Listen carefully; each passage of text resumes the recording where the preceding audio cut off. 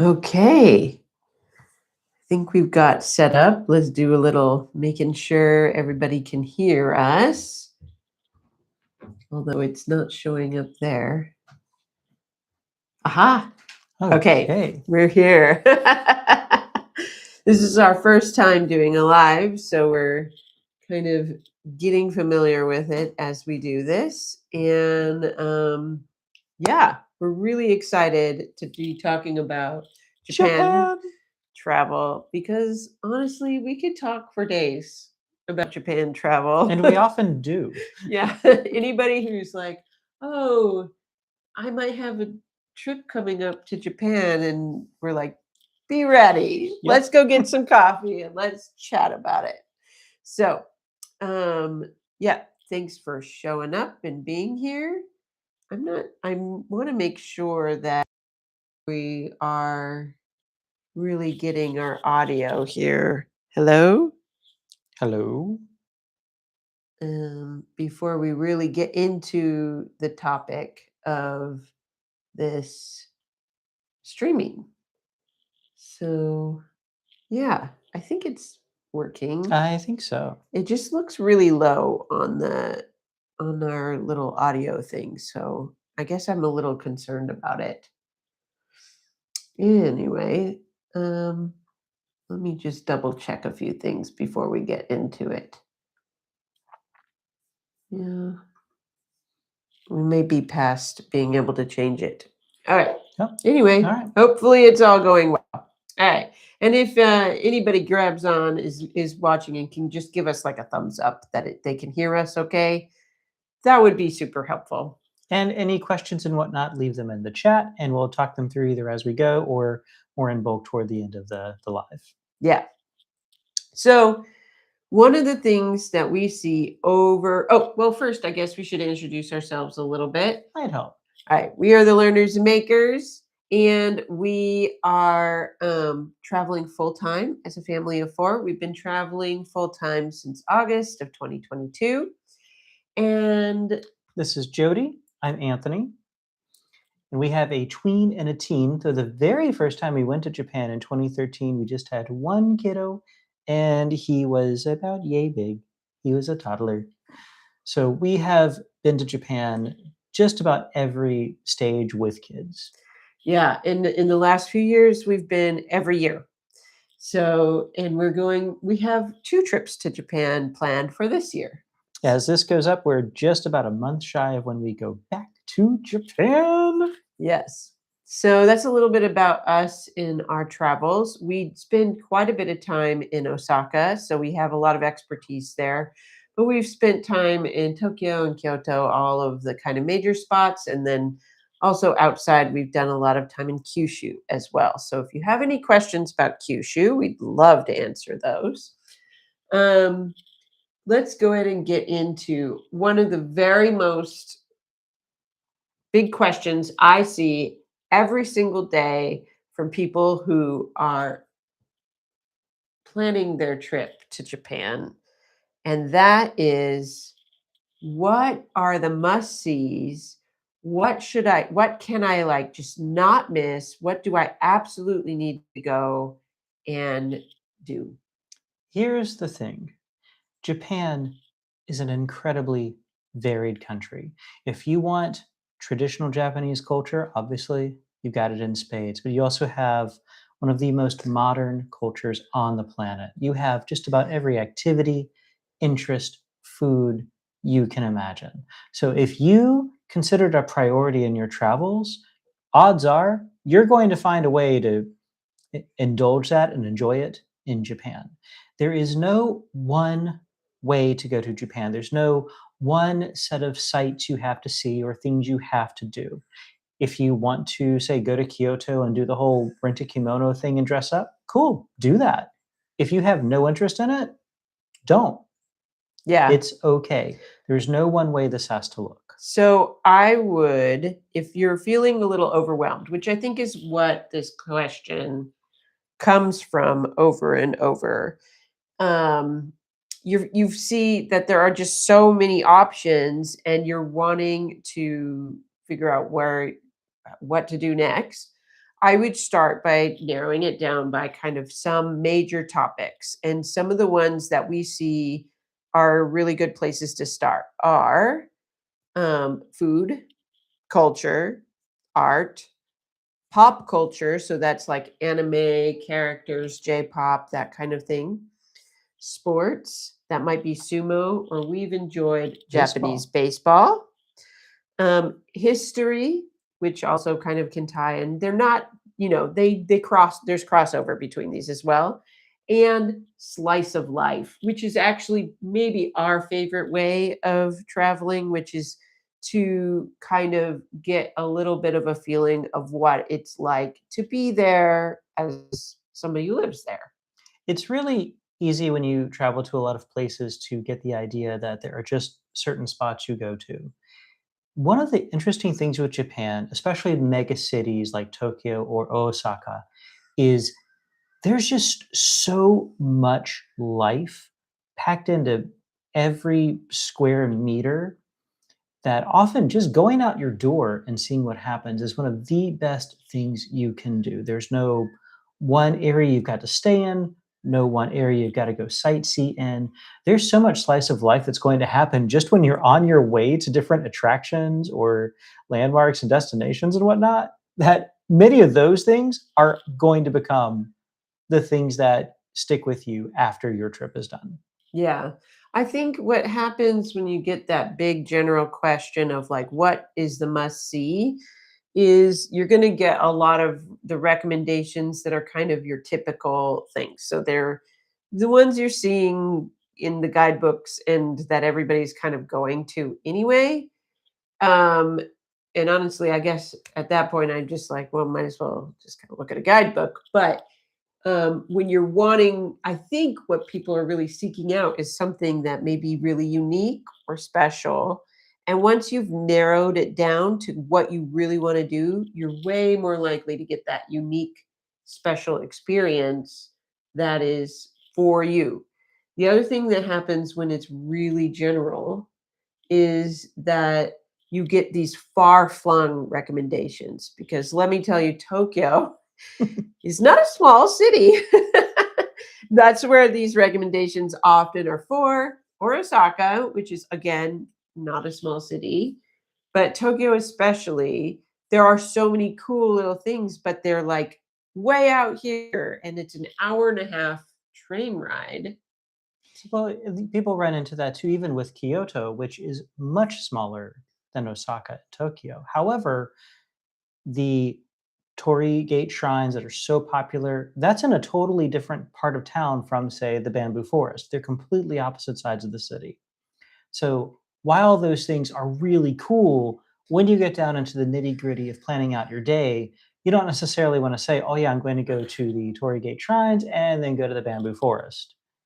You're going to spend a lot of your day more just in transit than actually doing the things you want to do. Yeah. We often talk about how when you identify the interests that you want to realize in Japan, and then you can dig into the activities, the areas of town, the different parts of Japan that have the things you want to do. When you set those top priorities, those are the things you are there to do. Anything else beyond them is gravy. You do the things that matter the most to you, have a few options for what you might be able to get to if things work out, but you can also be okay if you didn't do them. This also really guides where you're going to go. Japan is similar in size to California or to Great Britain. It is a lot bigger than you might think. So there are also four main islands. The main biggest island is Honshu. That's where like Tokyo, Kyoto, Osaka are. There's Hokkaido in the north. There is Shikoku, which is just kind of west of Osaka. And then the southern main island is called Kyushu. Each one has its own distinct character. And then, of course, within Honshu, since it's so big, you have the most variety in places. You have the big cities. You also have big mountains. You have the Sea of Japan side toward the north, closer to, say, mainland China, that, again, totally different in character from other parts of Japan. So depending on what you really want to check out while you're there, the variety of destinations, you will find something that fits your interests. Yeah. I think that kind of brings us into a little bit of another question I see a lot, which is people trying to avoid crowds, right? If you're in Tokyo, even if it's off season, Tokyo's just crowded. It's a crowded city without tourists. Like there's a lot of people in a lot of density of population in the city anyway, and so you're not going to avoid crowds ever in Tokyo. And it's, always going to be kind of top destination. It's most of the time where you're flying in and out of. But you could consider that too and look at some other airports in Japan if you're really wanting to avoid crowds. A lot of your strategy for dealing with crowds is to know your sweet spot and what you can deal with, and having a little savvy about when to go in more kind of off peak hours. If it is, say, between 10 a.m. and around maybe like 3 or 4 p.m., and you're in Tokyo and you want to go to the Senso-ji temple in Osaka, with the giant, cool, iconic red lantern, it's going to be crowded. Even if you do need to go there, though, there are little ways that you might still be able to use that to your advantage. For example, the main place where people say head towards Sensoji is at the beginning of this huge shopping street. You kind of run this gauntlet of shops and stalls, and there's tons of people. However, if you go around the block on the right side, there's this gate that you can go in through, and you just have a straight little shot right over to the temple. There's still plenty of people around, but a fraction of the crowds that are on the main shopping street. We love going in through that gate. Yeah, we've done it both ways. Yeah. And Well, and two, if the stalls are not, if you're not fussed about the souvenirs or the snacks or anything, or at least not going in, like you just want to beeline to the temple, to the lantern, get your photos, check it out, do what you want to do there.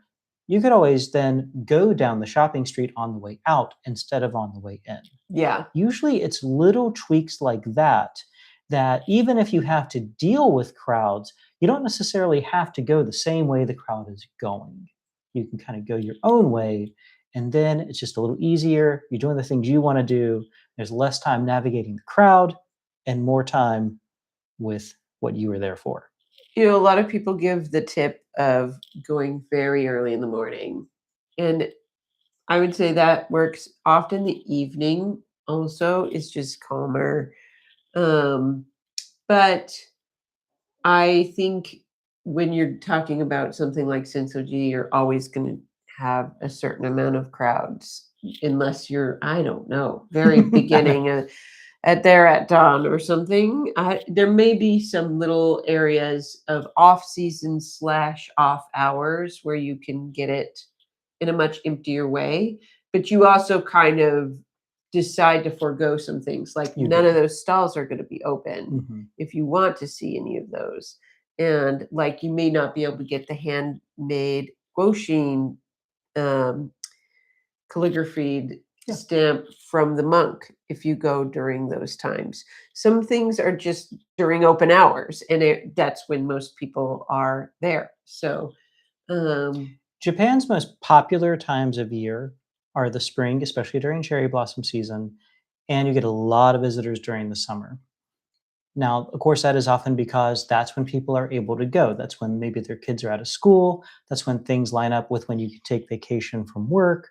So, if that's the case, hey, that's just part of the lay of the land, and you're going to roll with that the best you can. If you have more flexibility on the season, fall can still be kind of popular, but you will have significantly smaller crowds typically, just because the kids are back in school, people are back at work, local holidays have done their thing. If you go during winter, that is much more off season for most destinations, you're like your main destinations.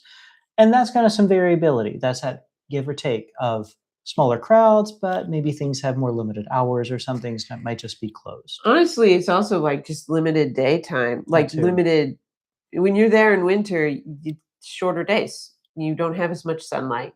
And so we found when we were there in winter, it's a little tricky because there's less time to really be out during the day.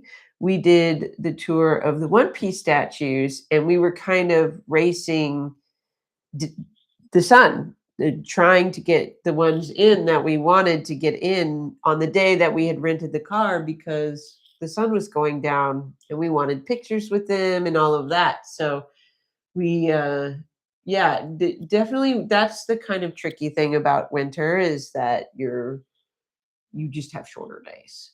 But it is a great way to avoid crowds.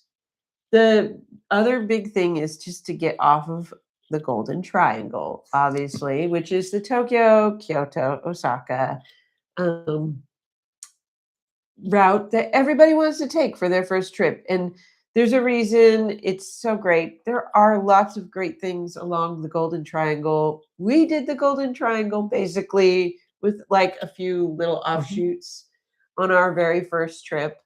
Um, but there's a reason it's a well-trodden path, but as soon as you get off of it, you're going to have way fewer crowds. I think the main reason people don't get off the Golden Triangle is one, there are some really great things to see, but also it's very well documented. So it's very easy to find lots of great things to see.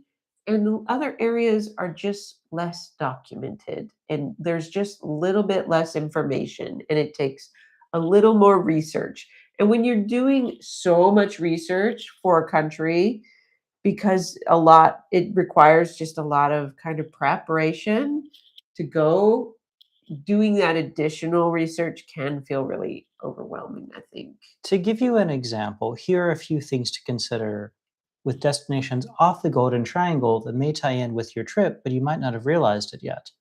If you are interested in Ghibli and Miyazaki films like Totoro and whatnot, you actually more want to get out of Tokyo and head over to Nagoya. That's where the main Ghibli park is. If you are into One Piece as the manga, the anime, or the Netflix live action, you definitely want to get out of Tokyo because all of the coolest stuff on that is over in Kumamoto on the island of Kyushu. If you want skiing, you want to head up to places like Nagano in the Japanese Alps, or you want to go up to Hokkaido.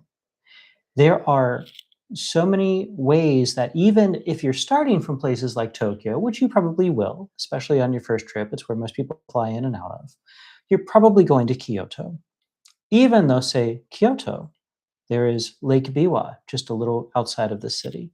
That can be an area that you go take a day, do some hiking, maybe go to some ryokans and stay for a night or two, but just get a little change of scene. And automatically, you're going to be in a place where there's just not as many people. We have spent some time in Nara, which was the capital before Kyoto was the capital, and we actually really enjoy it. It is crowded because a lot of people do day trips there. It is on, it's so close to Osaka and Kyoto that it's an easy place to do a day trip. But if you stay the night, it's not crowded because people generally only do day trips there. So if you see someplace that is a lot of day trips to go there, opt to stay a night or two and you're going to have the whole place to yourself in the evening.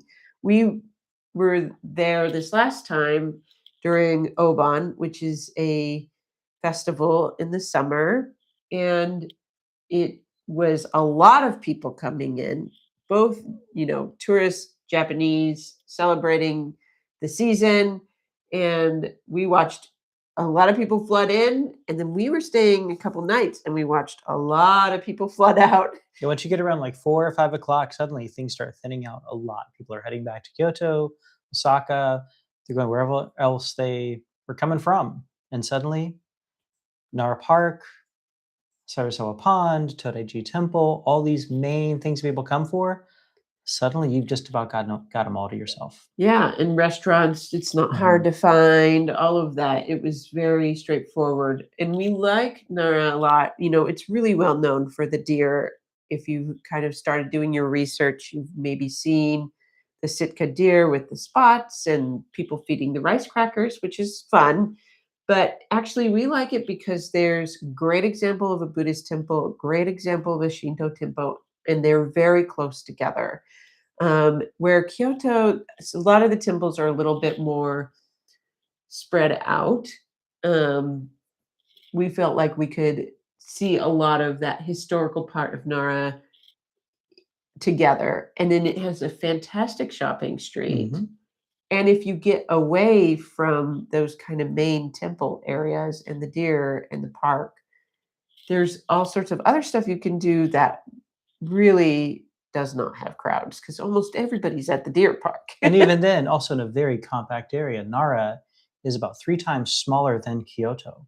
Most of your main attractions are in this little cluster that's, maybe about a mile in diameter. So a lot of what you wanna do in Nara, you can do, and then there's a lot that if you kinda wait out the crowds, you do a few other things during those most crowded hours, you can nip back at a more favorable time and have things a lot more to yourself. Speaking of things like temples and shrines and castles, something that a lot of folks can feel pressure to do when they go to Japan is they think, "Oh, I've gotta see all the castles, I gotta see all the shrines, gotta see all the temples." You don't. It's just like, say, if you're going to Europe, you don't have to stop into every cathedral, every church, you don't. Pick a few that really speak to you or that maybe have historical significance or cultural significance. Maybe it's convenient to where you're staying, tie that in. If you go to, say, Matsumoto Castle, up kind of in the Nagano area, that's one of the great castles. If you go to Osaka Castle, that's an awesome castle. If you go to Himeji Castle, a little west of Osaka, great. You don't have to do all 3 of them unless you really, really want to. Yeah, you're really into castles, then that's Yeah, your and have at thing. it. But Yeah. otherwise, just pick one, Mhm. and then figure out where your other priorities are.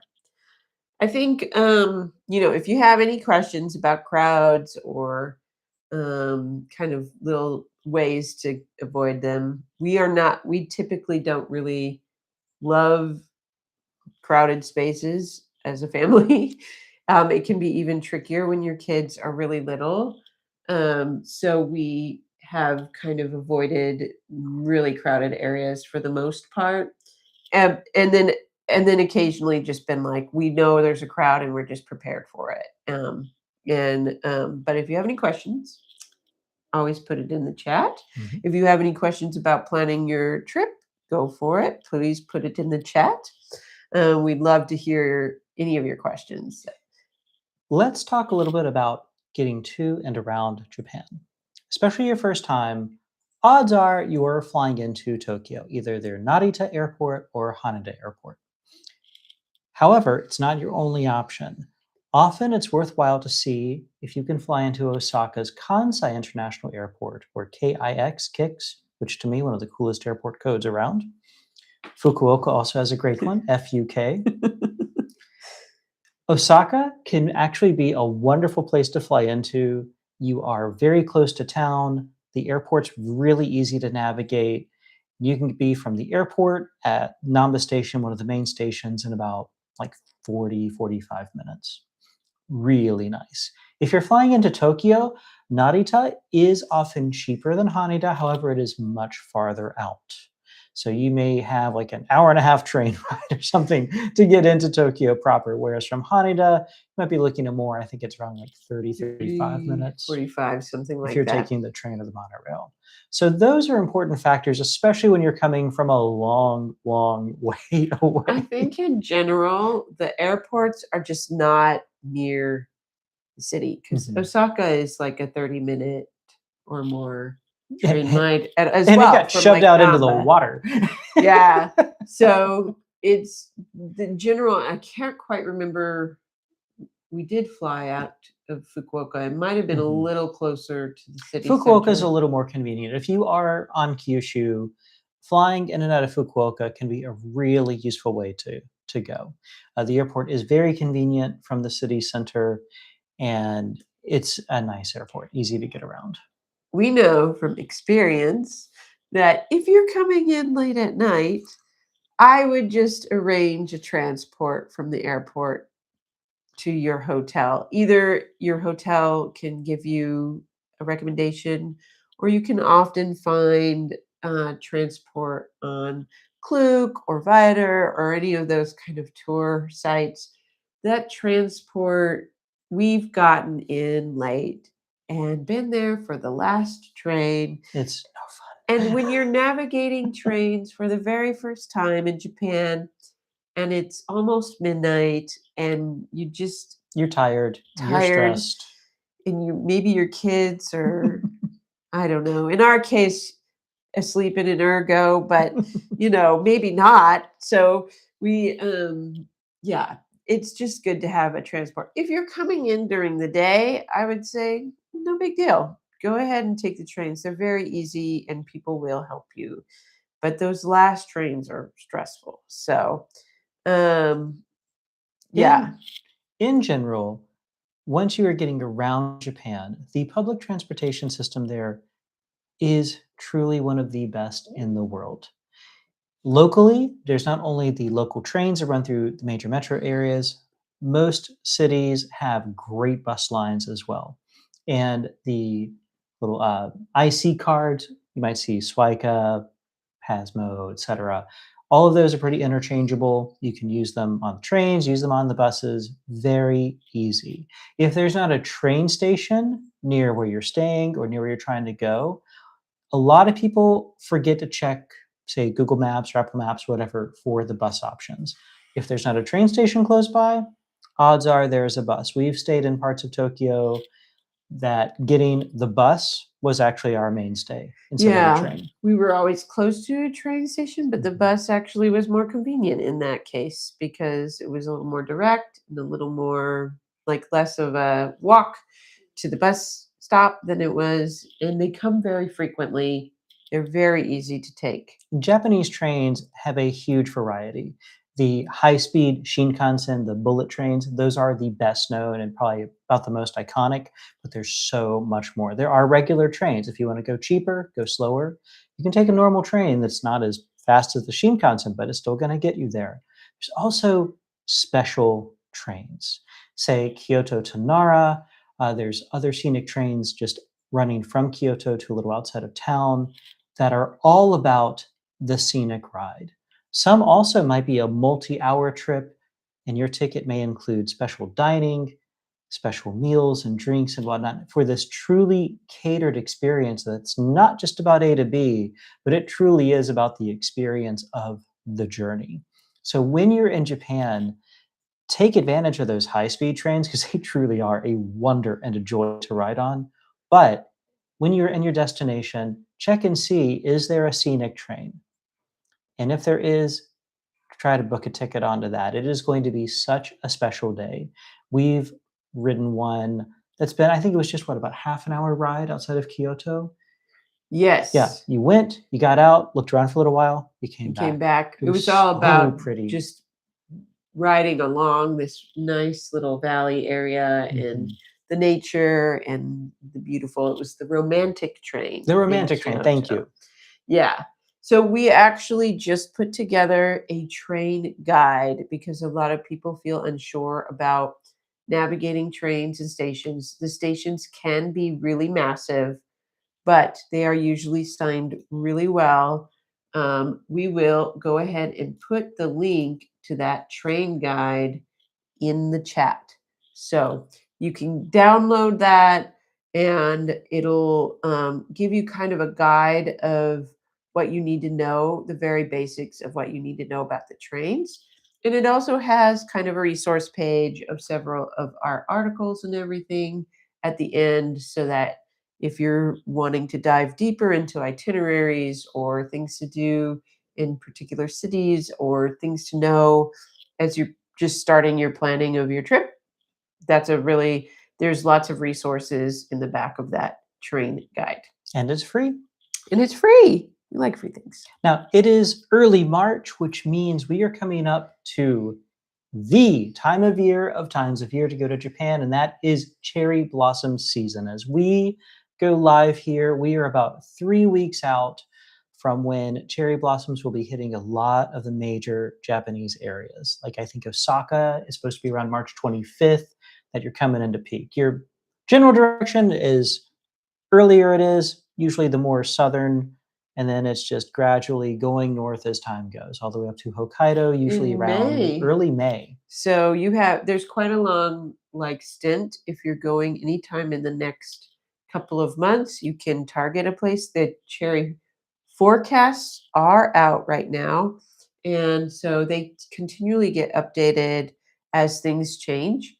And even if you're going next week and it's kind of pre-peak blossom, there are blossoms that happen all through from kind of the end of February into peak blossom.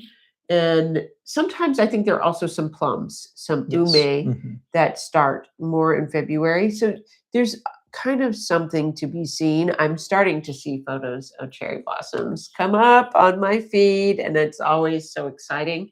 We might be able to catch just the very tail end of cherry blossom season while we're there. Hopefully, they won't have all shed their No blossoms. kidding. We go into a lot more detail on cherry blossom season in another video.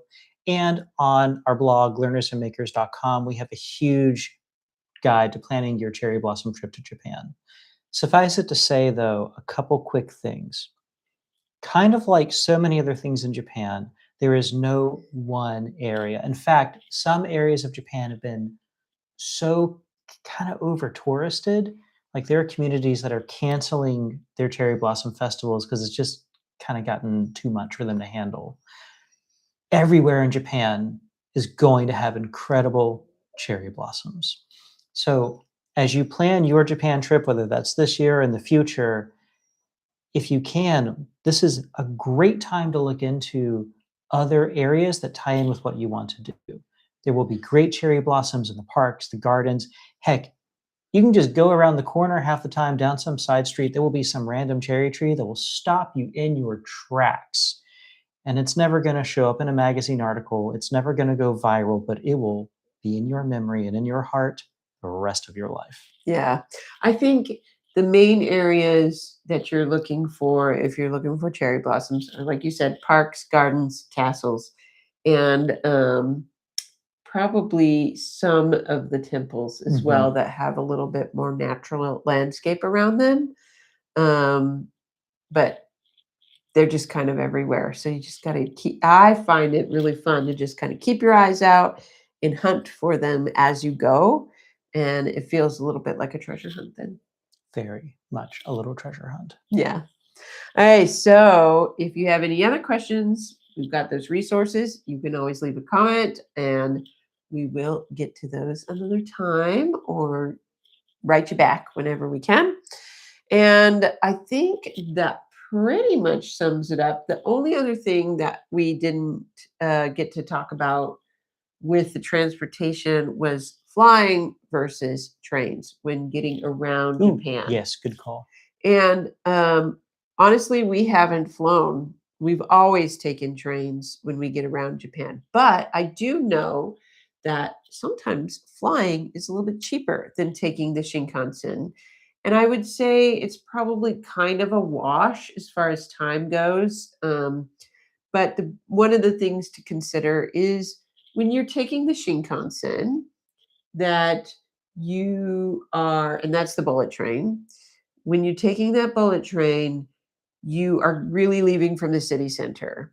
So if you are, or very close to the city center, and like we were talking about, most of the airports are kind of further away from the cities themselves. I think, that's not totally abnormal, but in Japan, it's like an hour and a half hour, 45 minutes.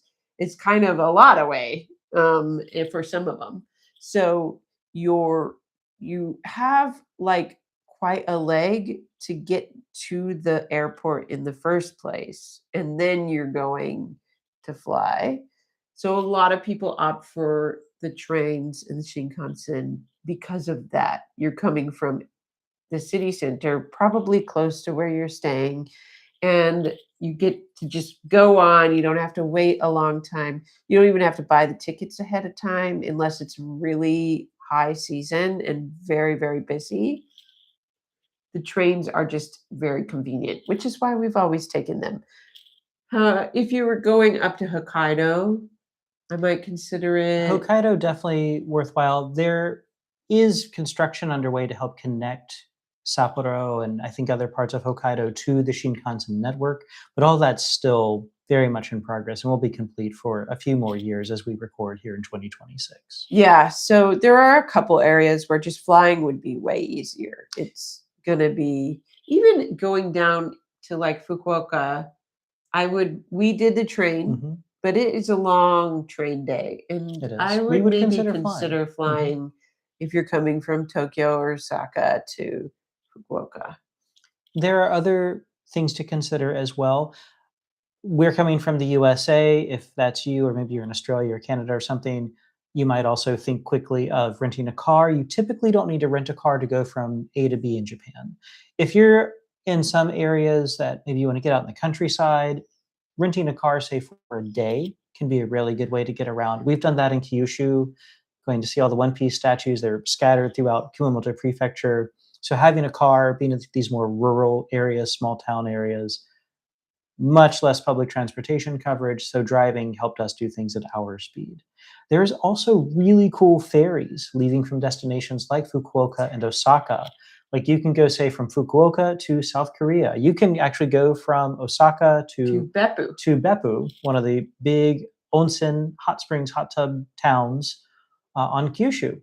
So sometimes it's also not necessarily about getting somewhere faster, but it can be about what is that experience that you want to have?